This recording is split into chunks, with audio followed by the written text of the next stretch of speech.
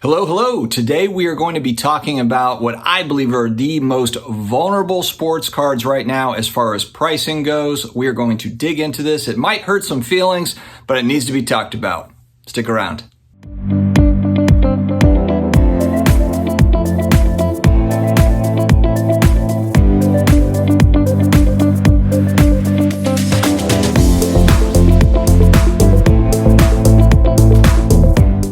Hello to all my sports card collectors, investors, all of my collectibles friends. Welcome back. It is another day. It is another card video. I hope that you all are doing very well. We have made it to the weekend. If you enjoy sports card content really on the daily, you have come to the right place, my friends. Hit that subscribe button down below. I will definitely keep the videos coming. Also, don't forget to connect with me on IG at SportsCardDad, and I'm also on Twitter, the SportsCardDad. Special thanks to channel partner Card Shop Live. You got to check these guys out. They're doing a giveaway, $50 each to 2 winners every other week. All you got to do is follow the directions that are in the video description as well as in the comment section below. I will pin it and you will be entered. Check out Card Shop Live. All right, you guys know if you watch my channel, I am a huge football fan and I'm a football card collector. I love football cards. But man, the amount of money that's being spent on modern quarterbacks and ultra modern quarterbacks right now is bananas. It doesn't make a whole lot of sense. I was wondering kind of like, where is all the crazy ultra modern basketball money gone? And I think I found it. It is in modern quarterbacks. And this is kind of funny because it takes me back a couple of years. I actually bought into Will Grier and Ryan Finley and Mason Rudolph and some of these other guys. And historically, if you just look at NFL drafts and you look at the quarterbacks that were taken and the ones that worked out and that were actually very good players, even those are slim. And then once you get into the really good players, the Hall of Famers or, the GOATs, if you will, the top 5 of their generation, you are talking about a very small percentage. And so I saw this tweet, shout out to the collectibles guru. I don't know this person, but I follow him on Twitter. And he posted this the other day and it just grabbed my attention. I was just absolutely shocked. And it's a Davis Mills card that sold for $21,000 last Sunday. The Texans got the win. And I think Davis Mills might have had a couple of touchdowns, 240 yards. I believe they beat the Colts, which was unexpected. You got Matt Ryan coming in. There's all the excitement. The Colts have a good team. And so this monster Davis Mills card sells for $21,000. Now, to my understanding, this is his first year as an NFL starter. He did play last year for the Texans, but this would be his first full year starting from the beginning. And this guy literally got not $5,000, not $10,000, $21,000. I have to assume this is his best card. My God, I hope that it is. But the tweet is comparing it to the most expensive Troy Aikman card that sold for $7,000. I was trying to understand if this was this February of this year or if this was February 2021 during the absolute height, which if that's the case, then that's even more crazy. But it's a red PMG PSA 8 Troy Aikman that sold for $7,000. And for those that don't know, Troy Aikman has 3 Super Bowl rings. He's a Hall of Famer, one of the greatest Cowboys quarterbacks of all time. I mean, he's up there with Roger Staubach. Some people might say Tony Romo's in the mix there. Some people don't like Tony Romo. Tony Romo never won a title. But Troy Aikman is part of kind of Cowboys QB royalty. And you could say, okay, well, he played on arguably the best team of the 90s. I would agree with that. I mean, he had an amazing receiver in Michael Irvin. He had Alvin Harper. He had Emmitt Smith, the leading rusher of all time. And then he had a great offensive line, defense, all the rest of it. Fine. That's great. It's a team sport. The NFL football is a team sport. It's the ultimate team sport. But the fact is that Troy Aikman won. He's got the 3 rings. It's kind of like Bradshaw with his 4 rings. Did he have great players around him? Yeah, but he still got 4 rings. Did Joe Montana have great players around him? Yeah, he's got 4 rings, but still, I mean, it's still the fact of that's the game we're playing in. There's no such thing as a quarterback that's just winning the game on their own and winning titles like that. It's not the NBA. It's not Michael Jordan willing his team to 6 titles. In the NFL, you have to win as a team. Your offense can be lights out. If your defense sucks, it doesn't really matter. And you look at some of these other guys, Patrick Mahomes, probably the most exciting quarterback in the NFL right now. He does have a Super Bowl ring. He has cards that regularly sell in the tens of thousands of dollars, $500,000. I believe he's got, what does he have, a $4 million card? There's a $3 or $4 million card. I believe that was his big monster card. But he's got massive, massive cards. And Joe Burrow, no different. Justin Herbert, no different. You've got these guys that have $10,000, $50,000, $100,000 cards plus.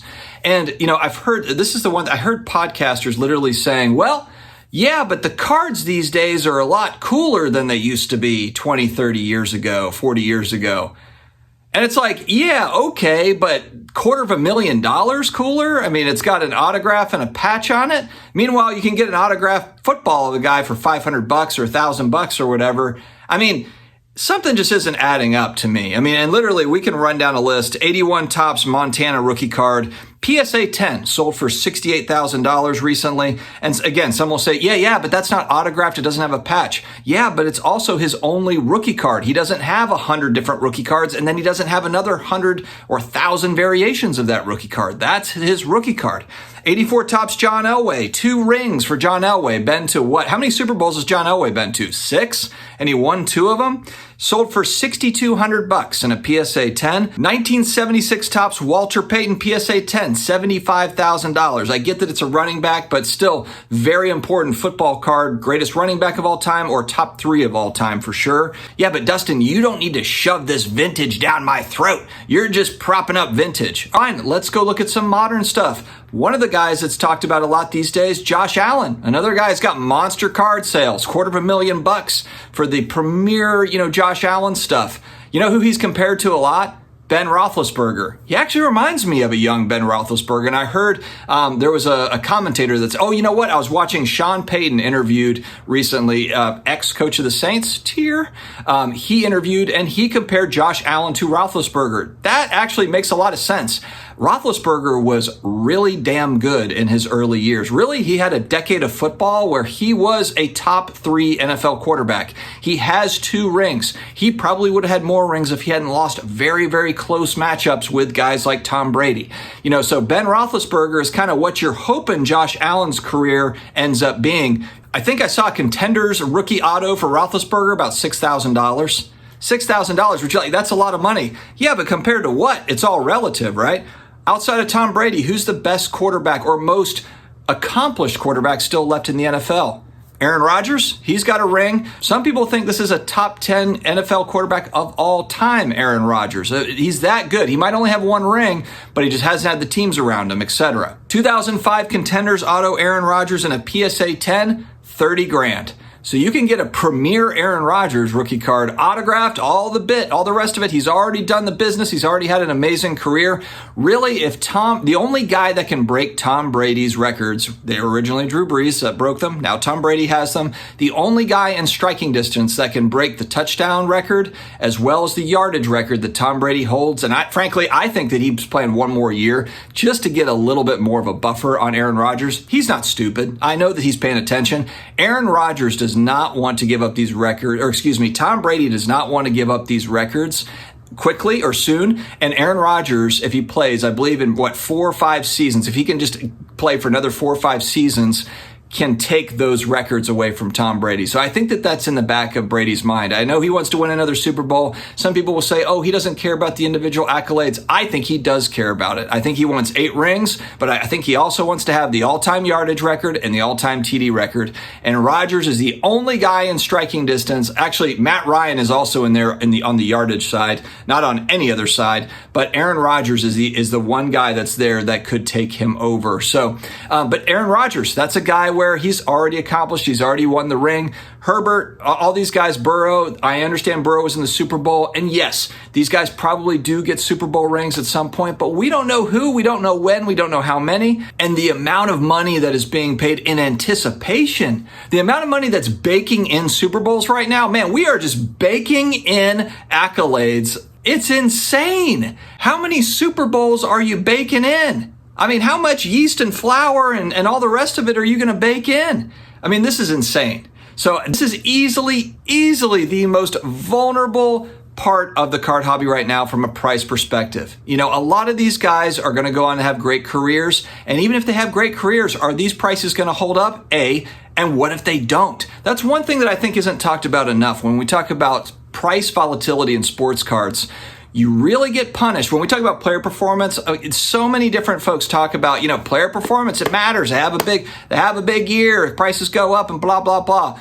Sure, maybe. That's the part that's up in the air. The one thing that you can count on is if a guy has a really bad year, gets injured, if something negative happens, you can count on the prices pretty much going down. We've seen that. It's a downward spiral when things go wrong. But you know what's not always set in stone is that if a player does amazingly well, that the prices go up because we're just we're caking it in. We're caking it in. We're baking it in. Everybody's cooking up these prices, baking in all the titles, all the MVPs, all the passing records and everything else.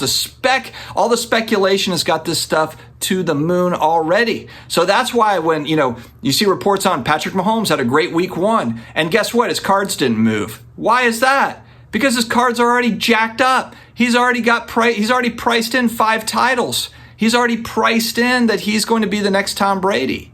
So this is my rant, if you will, today. And again, if you've got $1 billion and you just like cool cards and you're like, you know what, this Davis Mills car is rad and I've got $20,000 in my couch cushions, then fine, makes sense. That's all on you. But if you're taking out a credit card to try to get into this card, that's the stuff that makes me a little bit concerned. I hope it's not sports betting money where people are really going out on a limb and highly leveraged to get into this sort of stuff. But anyway, let me know your thoughts in the comments below. Maybe I'm crazy. Maybe I'm missing it.